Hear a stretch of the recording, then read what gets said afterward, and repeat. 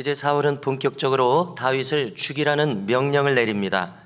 요나단과 모든 신하에게도 그렇게 명령합니다.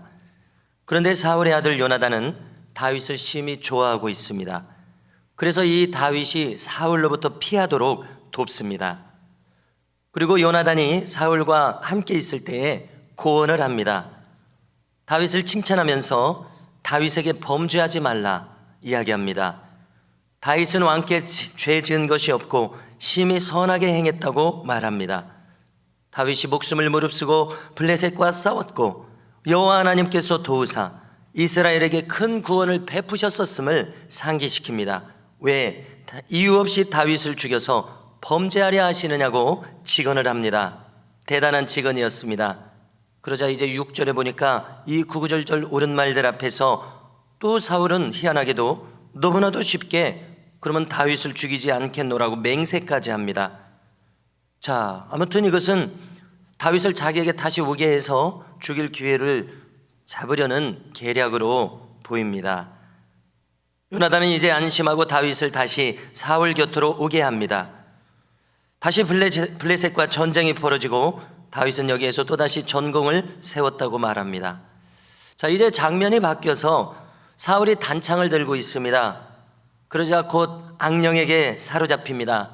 다윗은 수금을 타고 있었습니다. 단창을 다윗에게 던져버립니다. 단창을 피합니다. 벽에 꽂힙니다. 그날 밤 다윗은 도피합니다. 그러자 사울은 여기에서 멈추지 않고 다윗의 집으로 군사들을 보냅니다. 그러자 다윗의 아내 미갈이 꾀를 내서 침상에 다윗이 누운 것처럼 꾸며놓고 다윗을 창에 달아서 도망가게 합니다. 자, 미갈이 다윗이 아파서 누워있다고 거짓말을 했습니다.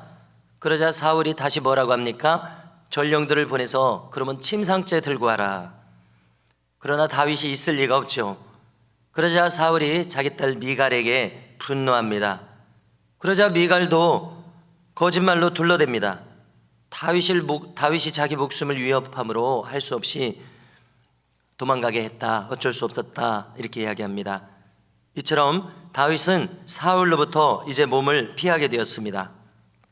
다시 장면이 바뀌어서 다윗은 라마에 있는 사무엘에게 자기 몸을 의탁했습니다. 사무엘은 어떻게 합니까? 다윗을 데리고 라마 나요스로 갑니다. 거기 가서 삽니다. 그런데 여기서는 선지자 학교가 베풀어져 있었습니다. 자, 사울에게 큰 기대를 했었지만 하나님이 버렸다고 했을 때 사무엘은 그전부터도 그랬는지는 모릅니다만은 이 민족이 살 길은 하나님의 영에 사로잡힌 자들이 있어야 된다. 자기는 레위 지파가 아니었습니다. 나시린으로 하나님께 평생을 바친 자였습니다. 그렇게 자기 뒤를 따를 후배들, 제자들, 선지자 학교를 그는 이끌고 있었습니다. 다윗의 소재를 이제 파악했습니다. 사울의 귀에 들어가지 않을 리가 없겠죠. 그러자 사울은 이곳 라마나요스로 군사들을 보냅니다. 그런데 놀랍게도 여기 이 라마나요스는 선지자 학교가 있는 신령한 곳이었습니다. 말하자면 우리식으로 신약 성경식으로 표현하자면 기름 부음이 충만한 곳이었습니다. 자, 보통 이와 같이 우리 미담교회와 같은 교회에는 기도가 쌓여 있습니다. 그래서 기름 부음이 충만하다고들 합니다. 그런데 라마나요도 기도가 쌓인 곳이었습니다. 기름 부으심이 보통 충만한 곳이 아니었습니다. 대단히 충만했습니다. 어느 정도였습니까? 사울을 체포하러 온 군사들이 성령에 감동되어 버립니다. 자기들의 본연의 목적은 군인으로서 명령을 받들어서 임무를 수행하는 것입니다. 다윗을 체포하는 것이 본연의 목적입니다. 그런데 얼마나 성령의 감동이 강했습니까? 그들이 예언을 했다고 합니다. 그것은 하나님의 영에 사로잡혔다는 뜻이죠. 하나님의 뜻에 사로잡힘으로 예언이란 하나님의 뜻을 말하는 것입니다. 자, 이렇게 사로잡히자 그들의 최우선 과제는 군인으로서 상명하복, 명령에 복종하는 것이 아니라 자기 자신에 대해서, 주변에 대해서 하나님의 뜻으로 그것을 새롭게 보고 하나님의 뜻을 묻고 밝히며 그것을 논하는 일이 자기들의 주무가 되었습니다. 우리는 이 짧은 내용에서 구체적으로 이야기하지 않기 때문에 무슨 일이 있었는지는 읽을 수 없습니다. 그렇지만 그 군사들의 관점과 행동이 완전히 달라졌음을 알 수 있습니다. 우리가 성경을 찾으면은 모세 시대에도 이런 일들이 있었습니다. 그러자 사람들이 놀라 자빠지죠. 모세처럼 하나님의 영에 감동되어서 하나님의 뜻을, 예언을 이야기하는 사람들이 눈앞에 보이니까 그들을 막아섰습니다. 모세 외에 예언하는 자들을 사람들이 용납할 수가 없었기 때문입니다. 자, 그런데 모세의 반응을 보십시오. 뭐라고 합니까? 나 외에 다른 모든 사람들도 나와 같이 선지자가 되기를 원한다. 나와 같이 예언하기를 원한다. 여러분, 이렇게 이야기합니다. 왜 이렇게 이야기하죠? 자기가 하나님을 만나서 이렇게 예언하는 선지자가 되었을 때 이것이 얼마나 좋은지를 깨달았기 때문에 그렇습니다. 그것은 다름 아닌 인생들이 이 땅에 살면서 천국에 속한 자가 되는 일입니다. 그렇지 않습니까? 너무나 좋은 일이기 때문에 당신들도 다 이렇게 되라, 이렇게 이야기한 것이죠. 그것이 인간을 얼마나 변화시키며 존귀한 자가 하는지를 몸소 알고 있었기 때문입니다. 이것은 사과를 맛본 자가 사과의 맛을 아는 것처럼 경험하는 자만이 알 수 있는 놀랍고 존귀한 일입니다. 자, 저를 통해서 우리 교회가 영의 기도를 적극하시자 이렇게 권장하고 있는데요, 이런 같은 맥락입니다. 경험한 자만 알 수 있는 특별한 경험입니다. 그러나 결코 간단하지도 쉽지도 않죠. 방언을 받는 자체도 진입장벽이 있지만 방언 기도를 또 받았어도 꾸준히 깊게 하는 것도 보통 일이 아님을 경험하게 됩니다. 그야말로 하나님의 영에 사로잡히지 않고는 불가능한 일임을 깨닫습니다. 그러나 그 가치는 오직 경험한 자들만이 알 수 있습니다.